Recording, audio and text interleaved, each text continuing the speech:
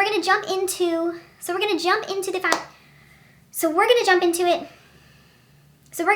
I'm gonna show you how I.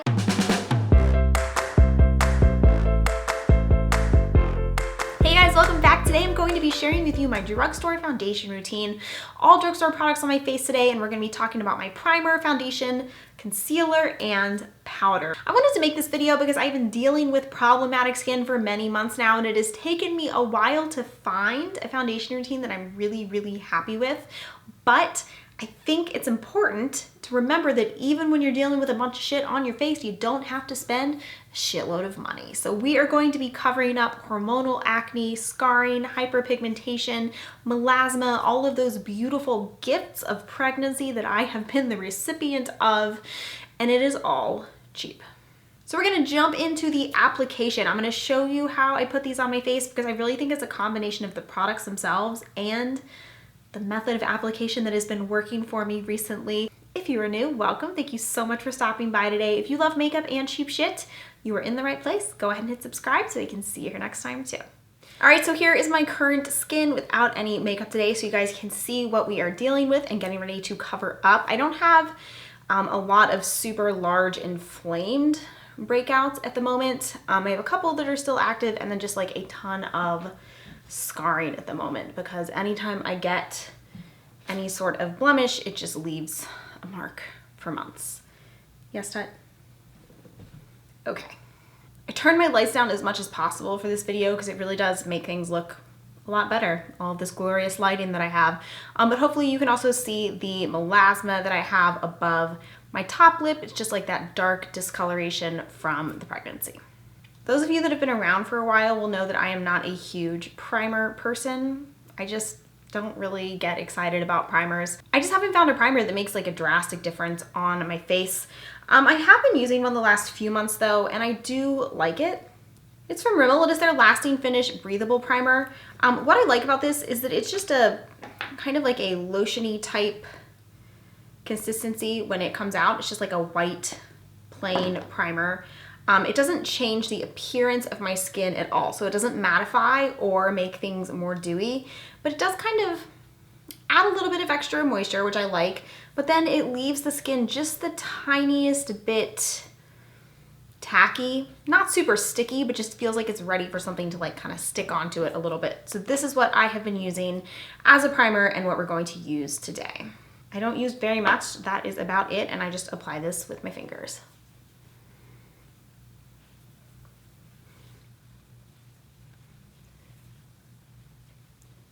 My skin type these days is pretty normal.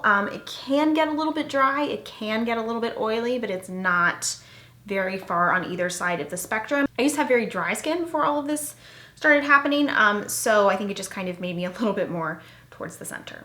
I've done a lot of different things with my makeup since having so much shit on my face to cover up, and for a while I was using like much fuller coverage foundations and then a little bit of concealer, and I feel like that works. I feel like what I've settled on now that I like more is to use a very light layer of a medium coverage foundation and then conceal as needed. And the foundation I've been using the past few months is the L'Oreal True Match Lumi Foundation. I have mine in the shade W12.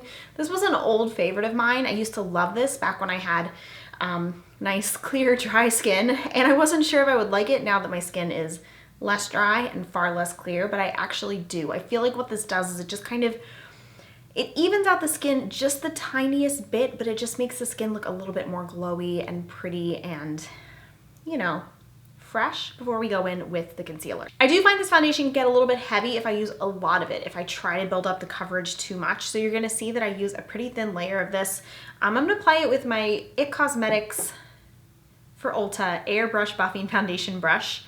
I don't know why that is a mouthful. This is kind of a more expensive brush, but I've had it for years and years and years. If you want something drugstore for the brush as well, I like this brush from Walmart. This is like a Walmart brand brush. I don't know that I've ever seen anyone talk about these. I just happened to pick one up, I don't know, maybe 4 or 5 months ago. This is the flat kabuki brush. It's not quite as stiff. It has a little bit more give to it than this brush, but this one works. I also like the Real Techniques buffing brush. And I'm gonna apply it in 3 areas, like each side of my face and then my forehead, and I'm only going to use half a pump. This is not a big pump to begin with, like a lot doesn't come out, and I'm only gonna use a very little bit. I am glad that this is a pump where you can actually kind of control how much of the product comes out. So I don't know if you guys can see, but that's it. Just like the tiniest little amount, which is gonna go right over here.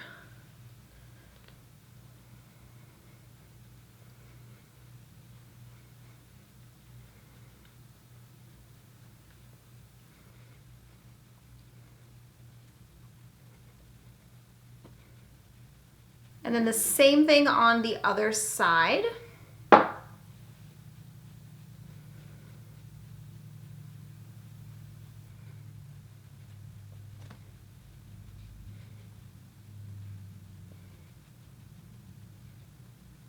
And then one more half pump for the forehead.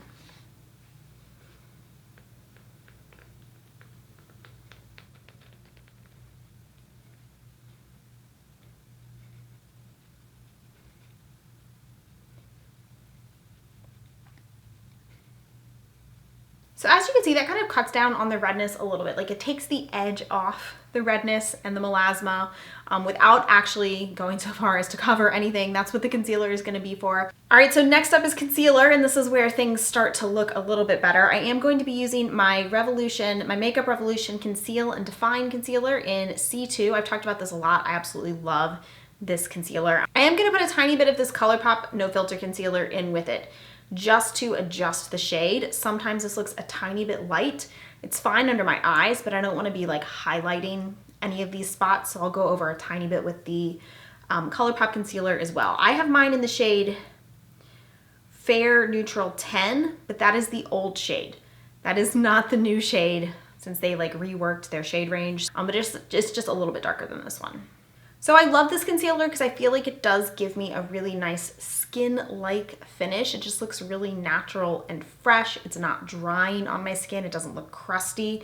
But I find that I get maximum coverage from this and pretty much any concealer if I can apply it to my face and let it start to set before I blend it out. That is what I do over these spots. I don't do that quite as much under my eyes because I want like a creamier texture there. But that's the thing that has made the biggest difference for me in trying to cover up all of these blemishes. I've heard people talk about that tip for a long time before I ever tried it. I don't think I ever saw, I've never seen her talk about it, but I think Jackie came up with that. At least that's what I heard somewhere. So thank you, Jackie, but that's just what I've been doing recently that seems to work for me. So I really just go in and cover up anywhere I need to. I am pretty generous with the concealer. I mean, I don't want to like cake it on and go overboard, but because I don't use as much foundation, I use this to cover up things that probably a fuller coverage foundation could have gotten, like these like little acne scars down here that are a little bit red, but not like super noticeable. I'm also not trying to just completely erase any trace of my acne because I don't think it's really possible. I don't think it's possible. I feel like when you have shit on your face, you can tell. I mean, for one thing, it's texture and you can't cover up texture with a concealer. But I just like to make it less obvious. Okay, so once that is on there, that is just the Makeup Revolution. I take a tiny bit of the ColourPop and just kind of dot it over the top. You're gonna see these dry down several shades darker than what they initially look like. So when I kind of dot this over the top, you can't see it at first, like it kind of blends with the Makeup Revolution concealer. And then as I let it dry for a minute, it'll start to show up as like significantly darker because that's how this concealer works. It doesn't oxidize throughout the day. It doesn't, on me. I mean, it might on some people, but it doesn't dry darker throughout. It doesn't turn a darker color throughout the day. It just dries down darker than it looks in the tube and on first application.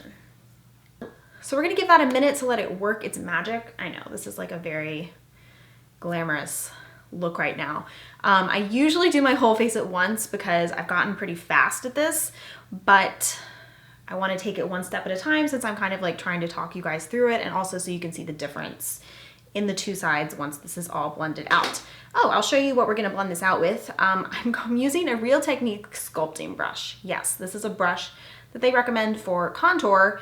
I would never use this for contour in a million years. It's gigantic, it's like super intense. I guess maybe for like a cream contour, but still, it's just way too big. But it's nice and like it has a little bit of give, but it's relatively stiff. And so I find it works really well for like padding out the concealer in larger areas because, you know, these are like larger areas I'm trying to conceal. I know a lot of amazing makeup artists that do like the tiny little spot concealing. Like they go in with the little brush and just like barely touch up the shit. I don't have time for that. First of all, I don't know how to do that. I'm not that talented and I don't have time to do that on this much, like this many problem areas. So I go for a broader approach. All right, so let's start blending out this concealer. It's been a few minutes. I'm not going to rub or pull. I'm just going to kind of bounce.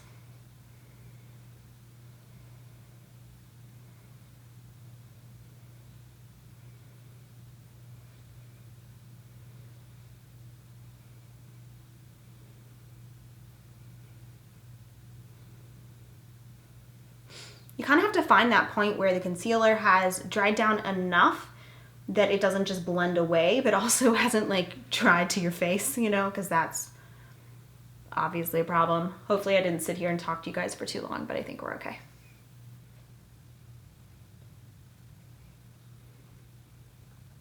Okay, so this is the result. This is a very, very thin layer of foundation and a decent amount of concealer blended out on the face. Of course, I haven't powdered or anything yet, so it's still a little bit shiny, but that is fine. I feel like this covers up like 90% of my shit, and I'm happy with that. I do sometimes, if I'm feeling like really inspired, go in with like a second layer if there's like a certain spot that I really want to cover up. But yeah, I'm pretty much okay with this. All right, so let's go ahead and do the other side. Despite having like more like raised kind of active breakouts on this side, there's not as much scarring, so hopefully it won't take quite so much concealer. And since I talked you through the other one, we're gonna speed it up on this side.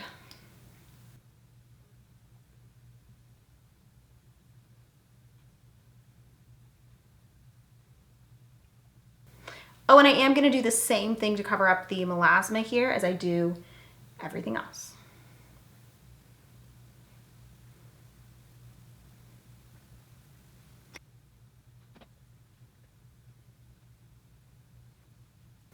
Once again, another good look.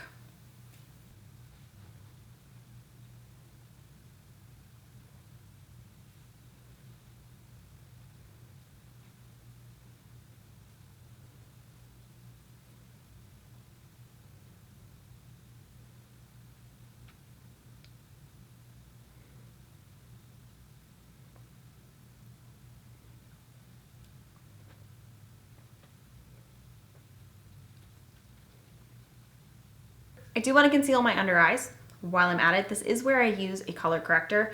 For probably what seems like years now, I've been using this LA Girl Pro Conceal HD concealer in light yellow. This is my Real Techniques Deluxe Crease Brush, but really any brush would do. I feel like the color corrector really helps me. I mean, it doesn't cover up the darkness, but it just like brightens it up, so it gives my concealer a fighting chance. I am going to use the Makeup Revolution concealer. I'm not going to mix in the ColourPop concealer at all because I feel like it's a pretty decent match under my eyes. I also have like a tiny bit of hyperpigmentation kind of above on my forehead, so I'm going to kind of hit that at the same time.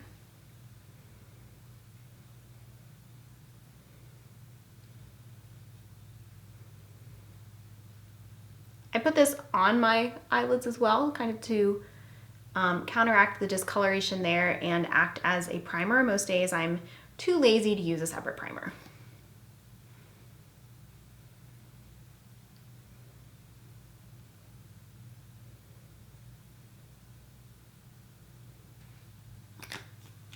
And then I'm going to blend this all out with that same sculpting brush. I'm not really that worried about the discoloration on my forehead, so I'm not gonna let it set like I did with the rest of my face.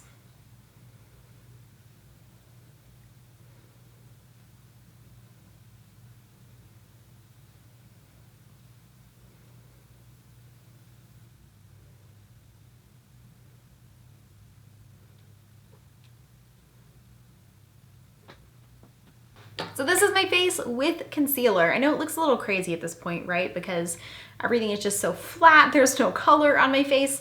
But this is kind of the level of coverage I am able to get to. If at this point there's anything you want to cover more, I will occasionally go back in with like another layer. I'll just use a tiny bit of concealer. If there's something that I feel like isn't covered enough, let it set for a few minutes and then blend it out just like I did before. I don't do that most of the time because it's just not worth it to me. I mean, I feel like it can help a little bit, but it doesn't like make me look like I don't have acne, if you know what I mean.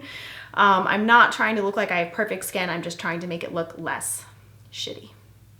Which means it is now time for powder. If you've watched any of my videos over the past year, I bet you know what I'm gonna use. Yes, the Maybelline Fit Me Loose Finishing Powder. I have mine in the shade 05 Fair. I just love this because I feel like it does add a tiny bit of extra coverage, but it kind of keeps things smooth and not super oily without making things dry. And I feel like no matter how much of it I put on, it doesn't go cakey on me. I'm gonna start out with my Real Techniques contour brush. This is from the Core collection. Again, another thing I would not use for contour, but I like for under the eyes and anywhere I want a heavier application of powder. So I'm gonna start under the eyes and then go from there. I just kind of load up the brush with powder, tap it off. I don't do like a full bake type thing. I mean, that's just like too much for my face, but I do like to kind of go in with a slightly heavier application right on the concealer. So I usually set right under the eyes. I set over the eyes as well. Oh, I just got a ton of powder right there.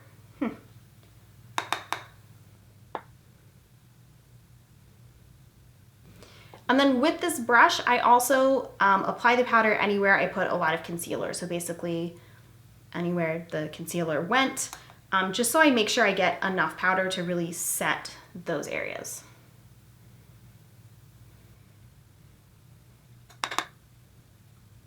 And again, if it gets a little bit heavy, that's okay. Got a little too much there, but it'll blend out.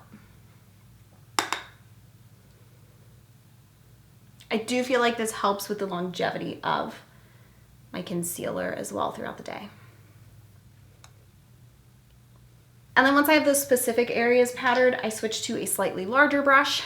This is the e.l.f. complexion brush. I've had this brush for years. It works really well. I don't feel the need to buy more expensive powder brushes when you can get this one for, I think it's $3 now. And this just kind of goes everywhere.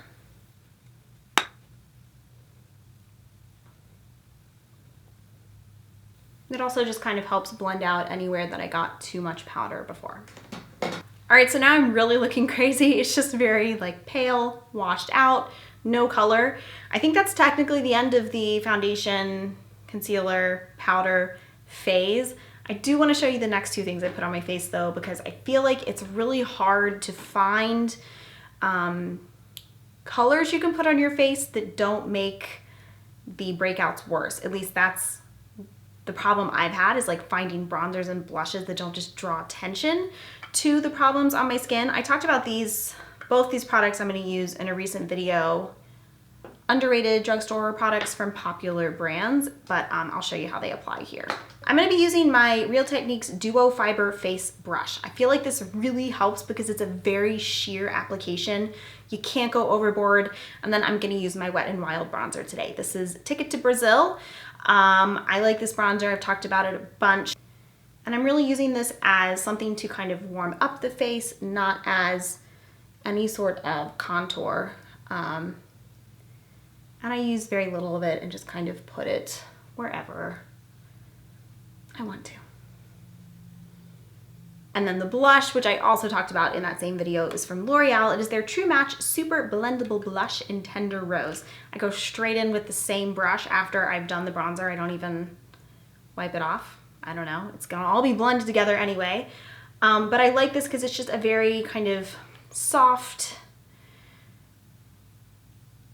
cool toned pink that I feel like doesn't make anything look worse. I don't know why that took me such a long time to describe, but it did.